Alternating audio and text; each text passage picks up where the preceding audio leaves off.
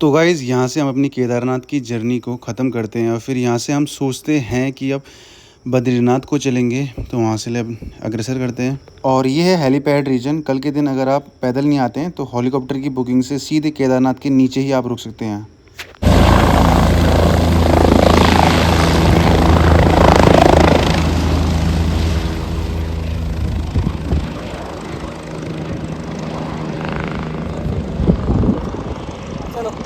ये देखो भाई, ये है केदारनाथ का मार्ग और यहाँ पे देखो श्रद्धालुओं की भक्ति देखो, कितनी भीड़, कितनी तादाद में लोग यहाँ पे आ रहे हैं, जा रहे हैं। और दुनिया के कुछ गिने चुने मंदिरों में से होगा केदारनाथ का मंदिर, जिसका ट्रैक इतना कठिन होता है। 22 किलोमीटर का ट्रैक, ऊपर से ऐसी कीचड़ भरी रोड, लोग ऐसे चलते हैं और मौसम का यहाँ पे कुछ भी नहीं पता। पल भर में धूप, पल भर में बरसात, पल भर में ठंड। ये घोड़े, खच्चर, पालकी, हर किसी साधनों में लोग चलते हैं। ये देखो भाई, टोली भोलेनाथ की भक्ति हर किसी को ऐसे कठिन से कठिन पहाड़ों में, कीचड़ भरे रास्तों में लेके आ गई। हर हर महादेव। घोड़ों का ट्रैफिक हुआ पड़ा था, बाईपास हमने लिया। ये बाईपास है, यहाँ पे पूरा जाम, फुल पैक, खचाखच। और क्योंकि हम लोग पहाड़ी हैं तो हम लोग हर रास्ते से रास्ता बना लेते हैं। ऊपर खचाखच जाम हुआ पड़ा है। पहाड़ी चूहो भूला।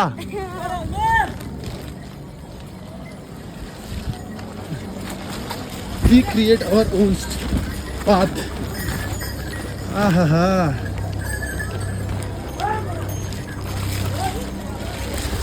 भोले की भक्ति हमें इन कठिन मार्गों से ट्रैकिंग करवा गई।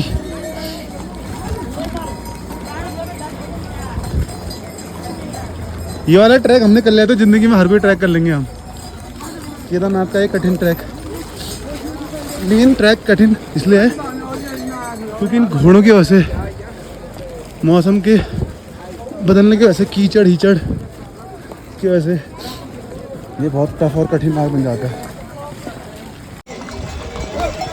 बहुत कठिन मार्ग है भैया। अभी बारिश आई थी और अब धूप आ गई है। अब गौरीकुंड यहाँ से 7 किलोमीटर है, आधा हमने कवर अप कर लिया है। नीचे जाने में इजी है, लेकिन आज मौसम यहाँ पे ख़राब हो गया, बारिश हो गई तो अभी बारिश में रुकना पड़ा, जिसकी वजह से पूरा रास्ता बरसात से बहुत गंदा हो गया। अब तेज़ भी नहीं चला जा रहा है, इसमें पाँव फिसलने के डर और ज़्यादा रह गए।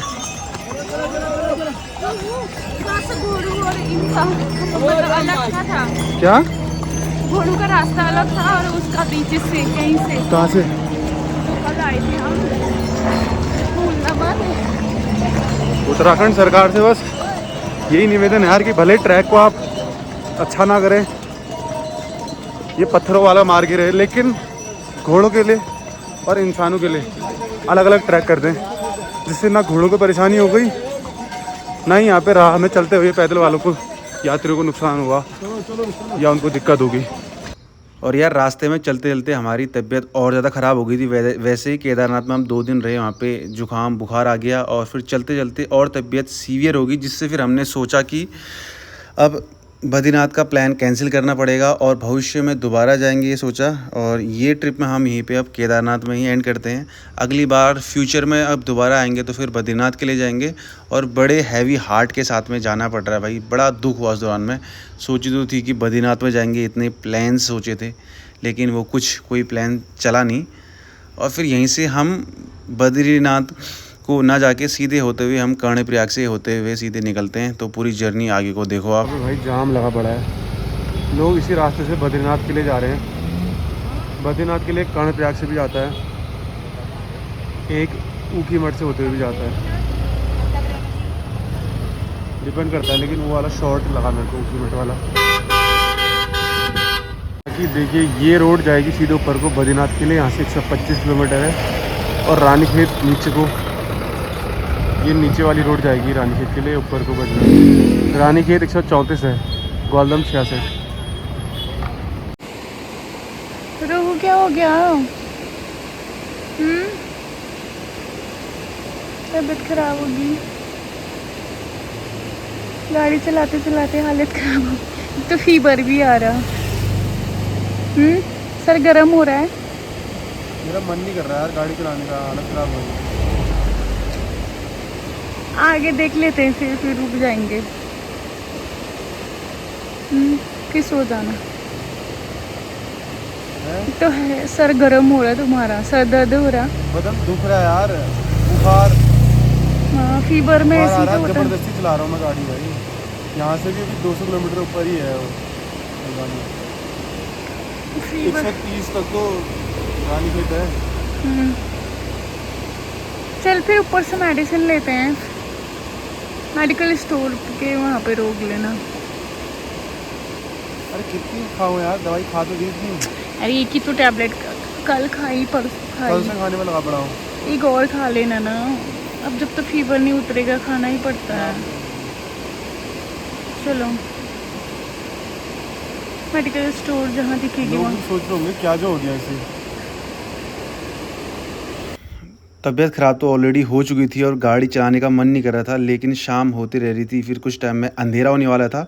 तो जैसे तैसे हमने अपनी गाड़ी को भगाई और फिर गैरसैंण में हमने आज रात को रहने की सोची, तो जल्दी से हम वहाँ के लिए जा रहे हैं। और रास्ते के ये नज़ारे हैं, ये चमोली डिस्ट्रिक्ट के अंदर में ही आता है गैरसैंण भी। तो एक देखो ज़रा भाई, पहाड़ देखो।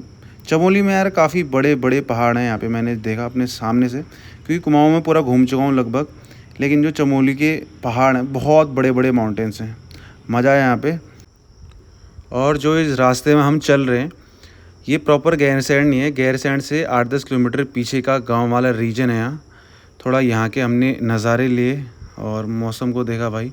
सनसेट का टाइम था तो बहुत प्यारा मौसम था।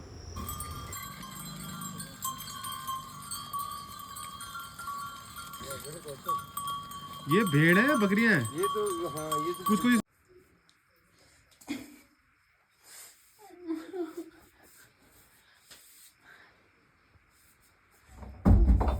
चल पा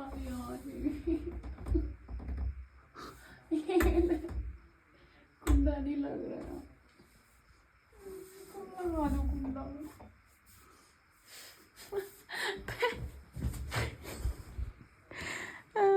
गुड मॉर्निंग गाइस। तो कल हम लोग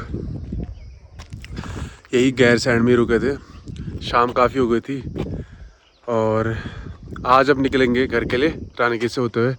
और ये देखो यहाँ का नज़ारा, कितने प्यारे प्यारे पहाड़ हैं पीछे।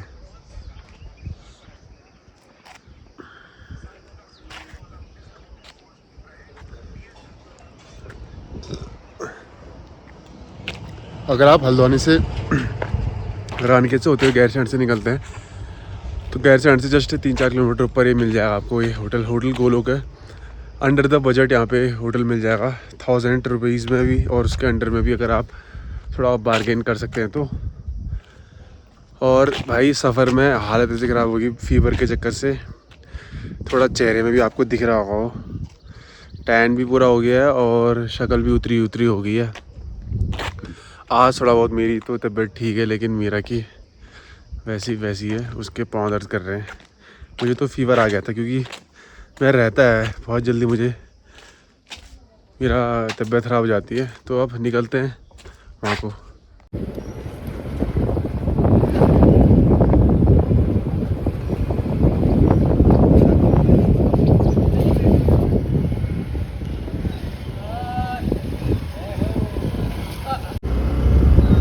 Look at the beauty. Look at the view. Wow.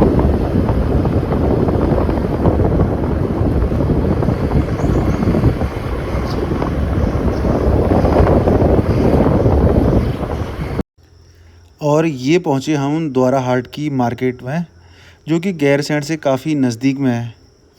और काफ़ी लोगों का काम, मेरे काफ़ी पहचान के लोग भी द्वारा हाट में यहाँ रहते हैं। बहुत लोग तो कॉलेज में ही पढ़ते हैं यहाँ, द्वारा आर्ट का कॉलेज भी फेमस है। ये है उसकी मार्केट। और फाइनली फिर हम पहुँच गए अपने रानीखेत में। ये है सोमनाथ का ग्राउंड और ये कुमाऊँ रेजिमेंट का सेंटर है रानीखेत में।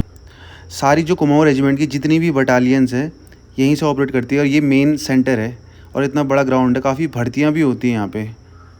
तो भाई रानीखेत पहुंच गए थके हारे और मीरा की तबीयत खराब, पूरी डाउन।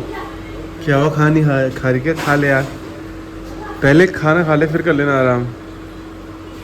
बदन टूटे टूटे में वहाँ से यहाँ को है, पता नहीं क्या हो गया इस बार। अरे खा लेना मीरा, बाद में जाना है। खाना खा ले फिर जाना। ये देखो भाई, ये सो भी गई। इस ट्रिप ने पूरी हालत खराब कर दी भाई। अभी भोजन हो गया अपना, अभी थोड़ी देर में निकलते हैं भाई। और कैंची धाम पहुँचते ही एज़ यूजुअल हमेशा की तरह ट्रैफिक रहा। सरकार से निवेदन है यार कि कम से कम कोई रिलीजियस प्लेस इतनी ज़्यादा प्रसिद्ध होगी है तो वहाँ पे बाईपास रोड बनाने का कष्ट करें बहुत जल्द, क्योंकि जो लोकल के लोग हैं ना वो लोग बहुत परेशान रहते हैं। जो श्रद्धालु आते हैं उन लोगों से ट्रैफिक हो जाता है।